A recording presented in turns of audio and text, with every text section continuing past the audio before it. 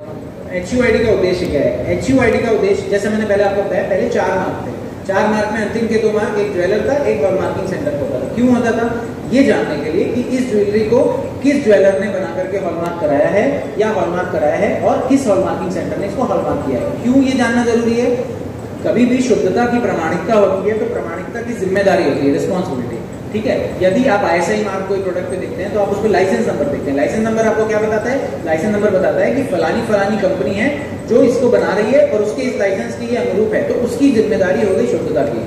तो ये दोनों मार्क इसीलिए थे। अब इस दोनों मार्क को देख करके पता लगाना एक लंबी प्रक्रिया होती है, कौन से ज्वेलर का कौन सा चिन्ह है, कौन सी हॉलमार्किंग सेंटर का कौन सा चिन्ह है, तो वो कंज्यूमर इमीडिएटली पता नहीं लगा पाएगा।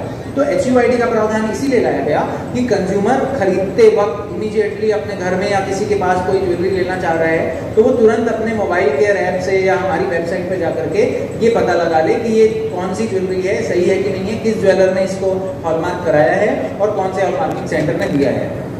ये क्यों करना जरूरी है? ये इसलिए करना जरूरी था, हॉलमार्किंग में बहुत सारी फेक हॉलमार्किंग के केसेस भी सामने आए।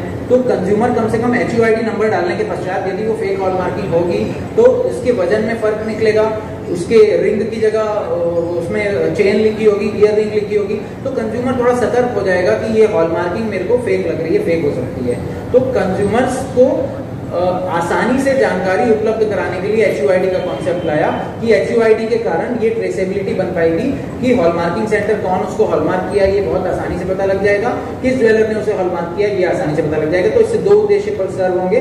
पहली चीज, जब हम जिम्मेदारी जब हम पे आ रही है, मैं हॉलमार्किंग सेंटर हूँ, मैं उसको टेस्ट कर रहा हूँ, यदि मेरी जिम्मेदारी आसानी से किसी को नहीं दिख रही है, मुझ पर जिम्मेदारी नहीं आ रही है, तो मैं टेस्टिंग में लापरवाही कर दूंगा। हो सकता है मेरे से कोई धोखे से ही मेरे से कम टेस्टिंग की चीज भी निकल जाए मेरी प्रोसेस से, और तो जिम्मेदारी से मेरी शुद्धता पे मेरा कंट्रोल बढ़ेगा। और दूसरा, कस्टमर जो है, कंज्यूमर जो है, ग्राहक जो है, उपभोक्ता है, उसे खरीदते वक्त ये जानकारी आसानी से अवेलेबल हो जाएगी कि ये ज्वेलरी क्या है, कहाँ हॉलमार्क हुई है, इसका लगभग वजन कितना था और अन्य जानकारी, तो वो सचेत हो सकता है।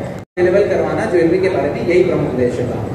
दूसरा, आपने जो इम्प्लीमेंटेशन के बारे में बोला, तो शायद मैं आपका प्रश्न सही समझ रहा हूँ, तो यही है कि मान लीजिए परवनी अभी मैंडेटरी नहीं है, अब अगला नोटिफिकेशन जारी होता है 15 अप्रैल को और बोलते हैं कि परवनी मैंडेटरी डिस्ट्रिक्ट में आ रहा है। आपका मैंडेटरी नहीं है तो आज आपके पास समझ लो 20 किलो सोना का ज्वेलरी है जो बिना हॉलमार्क के है, तो एकदम रातों रात तो वो हॉलमार्क नहीं हो जाएगी, तो आपको कुछ समय मिलेगा कि क्या मिलेगा। तो जनरली कोई भी नोटिफिकेशन जारी होता है तो उसकी इफेक्टिव डेट बाद की होती है, 2 महीने बाद की, 3 महीने बाद की। फॉर एग्जाम्पल, ये जो 2 हॉलमार्क वाला 1 अप्रैल से जो जारी हुआ, ये 3 मार्च को नोटिफिकेशन आया था। मैंडेटरी का जो नोटिफिकेशन आया वो 2020 में आया था और 2021 से लागू किया गया। परंतु मैं ये आपकी बात नोट करूंगा और मैं अपनी रिपोर्ट में लिखूंगा कि जब भी इस तरीके के नए डिस्ट्रिक्ट को मैंडेटरी में लाया जाए तो वो नोटिफिकेशन में जो उचित समय समझ में आता है उस जगह के हिसाब से, डिस्ट्रिक्ट के मार्केट के हिसाब से वो दिया जाए। फॉर एग्जाम्पल, किसी डिस्ट्रिक्ट में 5 हॉलमार्किंग सेंटर है तो उनमें सभी ज्वेलर को हॉलमार्क कराने में टाइम कम लगेगा, किसी डिस्ट्रिक्ट में 1 या 2 है तो समय ज्यादा लगेगा, तो वो उस हिसाब से देख के रखा जाए। ये मैंने नोट किया है और ये मैं, तो ये 2 चीज मैं आपका बात बताया।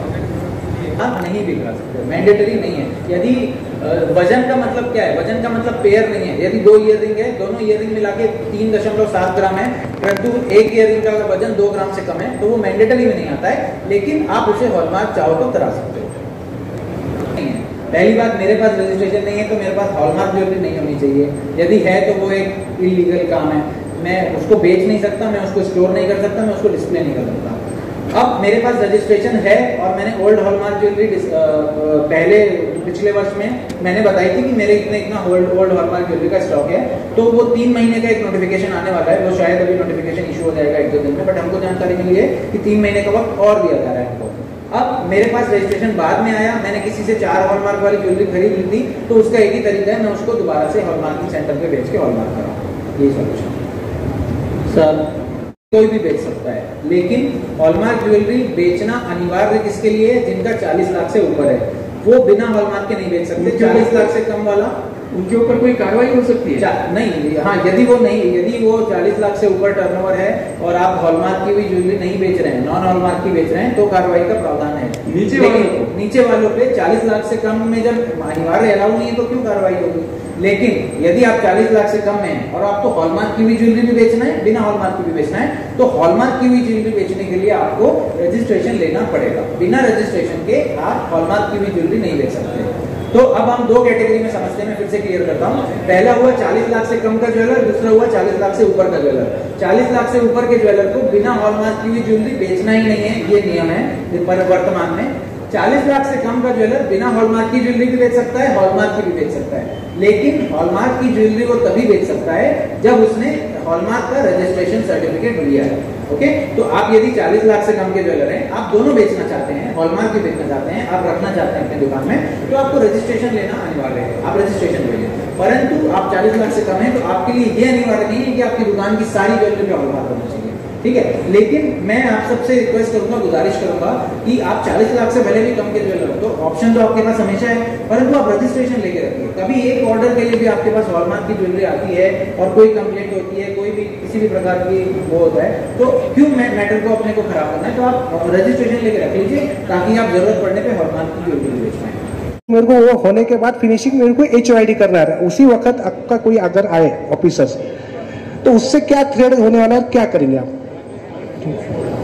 Got that. आप बोल रहे हैं अनफिनिश्ड है, लेकिन अनफिनिश्ड आप कैसे बताओगे? सिर्फ कलरिंग के लिए जाना है, पॉलिशिंग के लिए जाना है, तो पहली बात वो डिस्प्ले में आप माने कांच के नीचे लगा के नहीं रखेंगे, तो पहला प्रश्न तो वही हल हो जाएगा कि वो डिस्प्ले में नहीं लगाए, तो आप बता सकते हैं कि ये कारीगर से आया है, और जो फिनिश्ड प्रोडक्ट होगा पॉलिश वाला और जो अनफिनिश्ड होगा वो अलग दिखेगा दोनों कि ये अनफिनिश्ड है। नहीं, फिनिश होने के बाद सेकंड फिनिश और रहते उसके, जैसे जस्ट पीला हो जाता है ना, पीला कलर, यानी कि उसको फिनिश हो गया।